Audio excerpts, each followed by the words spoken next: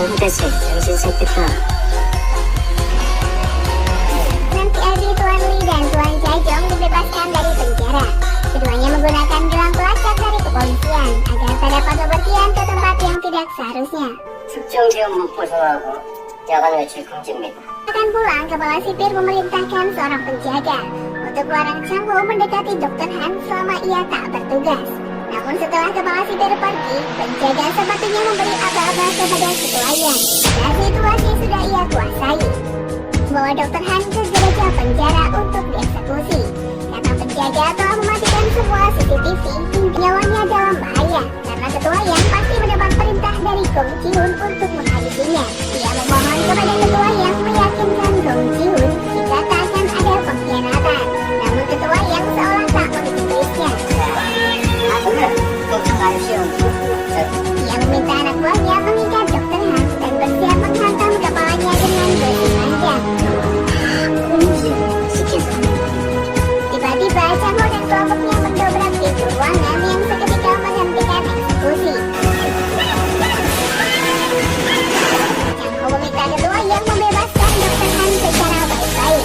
Namun jika ia bersikeras, Chang Ho tak dapat menghindari perkelahian di antara kedua kelompok. Dr. Han berkeringat dingin karena ia terjebak dalam perkelahian itu. Setelah ketua Yang menolak kesepakatan.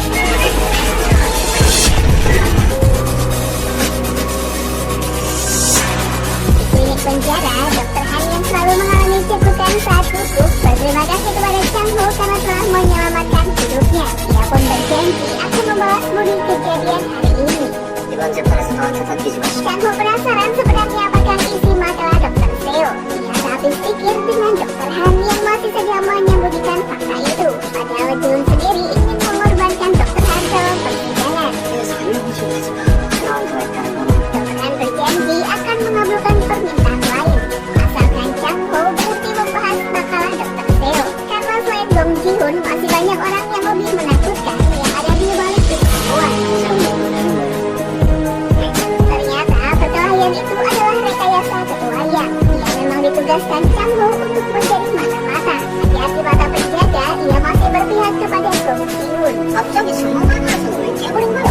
박사님, 우리 비밀로 지하고 남치를. Keesokan harinya, Ayah Miho mencari Profesor Jang Ye-jin ke rumahnya. Namun karena rumahnya kosong, Miho pun meminta ayahnya menghubungi kerabat Profesor Jang Ye-jin. Sementara Miho yang sedang bertugas merasa aneh dengan instruksi kepala perawat yang saat itu melarangnya melakukan RCP pasien yang sedang koma. Tak paham dengan SOP di rumah sakit tersebut, Miho pun hanya bisa pasrah melihat seorang pasien meninggal tanpa mendapat penanganan maksimal. Kerjanya kian bertambah saat mendengar pembicaraan keluarga pasien. Menyebut telah menandatangani dokumen rahasia dari rumah sakit mengenai larangan RCP dan tidak mengubur pasien jika meninggal. Keluarga pun sepenuhnya menyerahkan jasad kepada rumah sakit untuk dikremasi tanpa proses otopsi. Miho menelpon ayahnya yang memiliki teman di Badan Forensik Nasional. Dia berniat mengambil sampel darah pasien untuk dianalisa.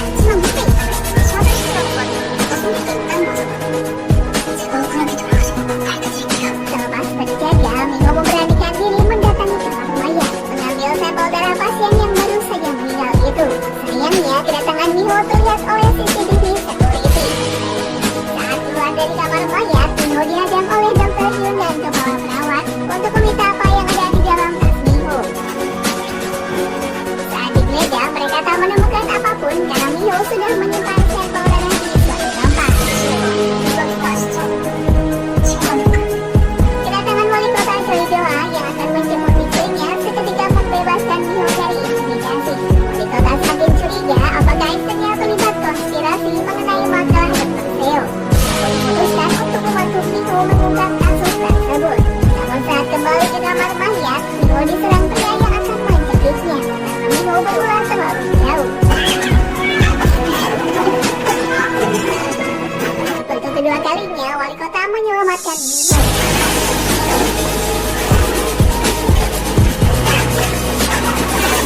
Ia pun menanyakan apakah yang akan Miho lakukan dengan simbol darah yang berhasil ia dapatkan.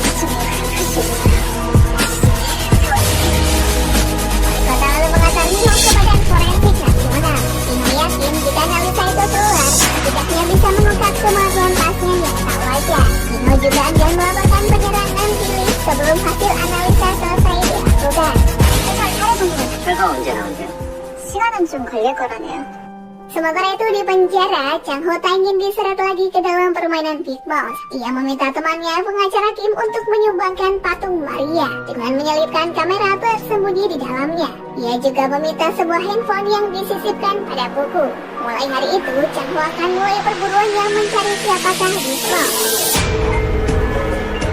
Suatu ketika, Chang Ho yakin jika seseorang baru saja masuk ke bilik pengakuan dosa, tempat di mana Big Boss selalu memberinya petunjuk lewat kartu tarot. Karena saat mengeceknya, kartu tarot tersebut telah hilang. Pada terkejutnya Chang Ho mengetahui jika Big Boss adalah Jerry.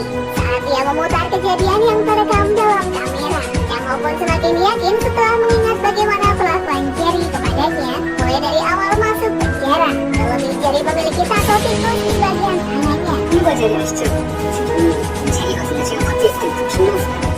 여기 진짜 제가 한 번만 나가. Namun setelah menginterogasi Jerry, Chang Ho ragu jika Jerry yang masuk ke dalam bilik mengambil kartu tarot. 어떤 선생님이 이러시는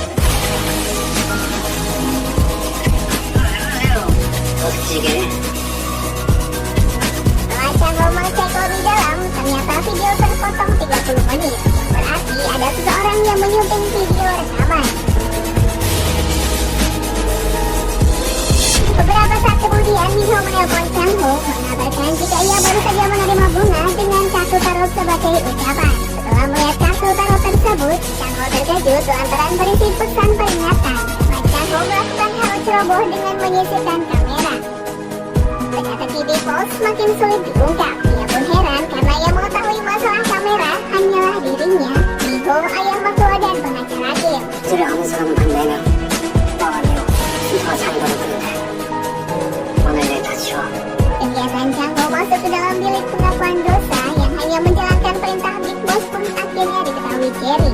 Ia kecewa lantaran Chang Ho ternyata bukanlah Big Boss. Apalagi selama ini tahanan dibuat percaya dengan ucapan Chang Ho yang akan mengabulkan permintaan para tahanan asalkan mau bergabung di pihaknya. Chang Ho menyarankan Jerry agar tetap menjaga rahasia jika ia ingin selamat. 수가 차록화살 명령 부리는 거잖아요. 명령을 시키는 거 바로 잘 잡아야죠.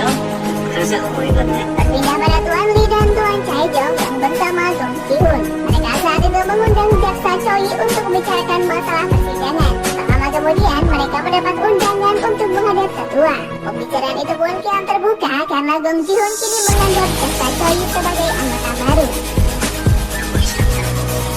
건? 어르신께서 기분이 Di sebuah tempat, mereka yang menyebut sebagai anggota MK Kemichau berkumpul.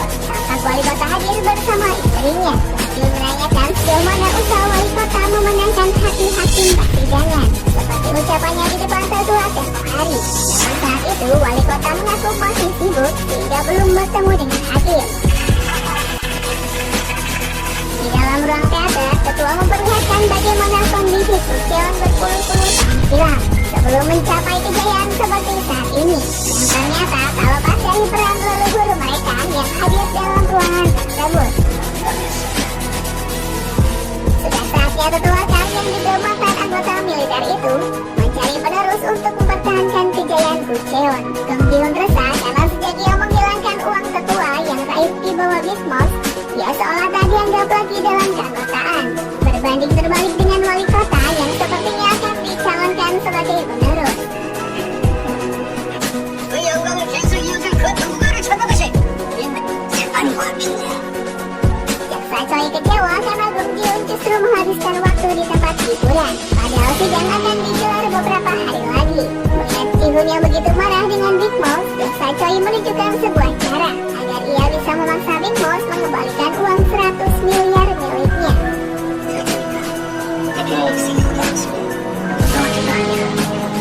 Sementara itu kondisi di penjara, Jerry kini membatasi komunikasi dengan Chang Ho.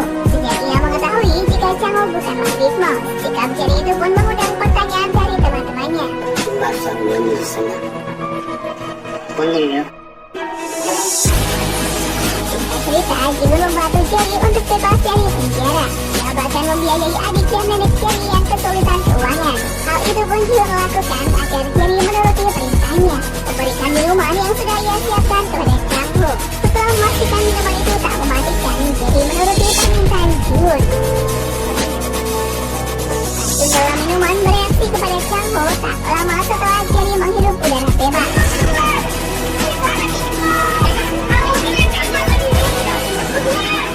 빅마우스한테는 이걸 먹이면 돼.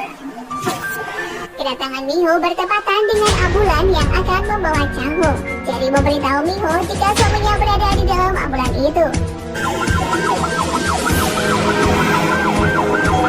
Namun saat mengikutinya, Miho curiga karena arah ambulan berbeda dengan arah rumah sakit terdekat. Ia segera menelpon rumah sakit tempat dulu ia bekerja untuk mengirim bantuan ambulan. Sementara ayah Miho mengikuti laju ambulan yang semakin menjauh.